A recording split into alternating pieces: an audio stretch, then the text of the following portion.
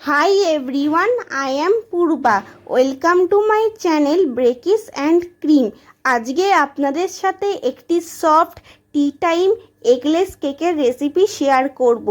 এই এগলেস কেকটি আপনারা বাড়িতে অনেক দিন প্রিজারভেশন করতে পারবেন।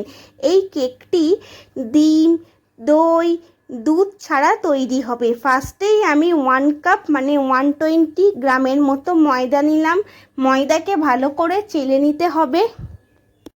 পাউডার সুগার নিলাম হাফ কাপ। চিনির গুঁড়ো ডেলা ছিল বলে ভালো করে চেলে নিলাম। আপনাদের চিনির গুঁড়ো ডেলা না থাকলে চেলে নেওয়ার কোনো প্রয়োজন নেই। এরপর half cup vanilla custard powder নিলাম। 1 টিস্পুন মিল্ক পাউডার দিয়ে মিক্সড করে নেব। আপনারা ভ্যানিলা কাস্টার্ড পাউডার মার্কেটে ইজিলি পেয়ে যাবেন। এছাড়াও অনেক ধরনের কাস্টার্ড পাউডার পাওয়া যায়। এরপর 1 টিস্পুন বেকিং পাউডার আর হাফ টিস্পুন বেকিং সোডা দিয়ে ভালো করে মিক্সড করে নেব। এরপর আমি 125 ml এর মতো ওয়াটার নিয়েছি। আমি যে কাপে ময়দা নিয়েছি সেই কাপেরই হাফ কাপ ওয়াটার নিয়েছি। ড্রাই ইনগ্রিডিয়েন্টগুলোকে ভালো করে ঢেলে দেওয়ার পর ব্যাটারকে ভালো করে মিক্সড করে নিতে হবে।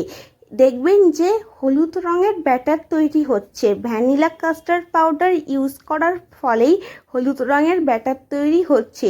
সব কিছু একসাথে ভালো করে মিক্সড করে নিতে হবে। 1/4 কাপ বা 60 ml এর মতো সাদা তেল নিয়ে হ্যান্ড হুইস্কারের সাহায্যে ভালো করে মিক্সড করে নিলাম। এরপর আমি 1/4 টিস্পুন ভ্যানিলা এসেন্স দিয়ে ভালো করে মিক্সড করে নেব। টি টাইম কেকের ব্যাটার অন্যান্য কেকের ব্যাটারের তুলনায় একটু লিকুইড হয়, সেটা আপনাদের চয়েস। আপনারা ব্যাটারকে কতটা লিকুইড করবেন, আমি একটু লিকুইড করেছি। কেক টিনের শেপে বাটার পেপার বা কাগজকে কেটে নিতে হবে।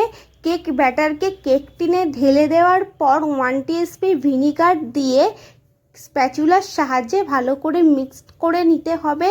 এরপরেও বাটার পেপার সরে যায়নি বা কেকের কোনো রকম প্রবলেম হয়নি। কেক টিনকে 3-4 বার ট্যাপ করতে হবে। আমি এই কেক 180 ডিগ্রি টেম্পারেচারে ওটিজিতে 20 থেকে 25 মিনিটস বেক করেছিলাম। যারা গ্যাসে বেক করবেন তারা 10 মিনিটস গ্যাসকে প্রিহিট করবেন। এরপর লো টু মিডিয়াম ফ্লেমে কেক বেক করবেন 40 থেকে 45 মিনিটস। কেকের উপরে যে ব্রাউন স্পটগুলো দেখা যাচ্ছে, কেক বেশি স্পঞ্জি হয়ে যাওয়ার কারণে হয় আর টেম্পারেচারের কারণেও হয়। কারণ ওটিজিতে আপার লোয়ার দুটো দিক থেকে হিট আসতে থাকে, বাট গ্যাসে এই ধরনের প্রবলেম হয় না। আর টি টাইম কেকগুলোর ওপরে এরকম ক্র্যাক দেখাই যায়। কেকের একটা পিস আপনাদের দেখাচ্ছি কতটা সফট স্পঞ্জি হয়েছে। কাস্টার্ড পাউডার ইউজ করার ফলেই কেকের কালার হলুদ হয়ে গেছে, আর কোনো রকম ইয়েলো কালার ইউজ করতে হয়নি।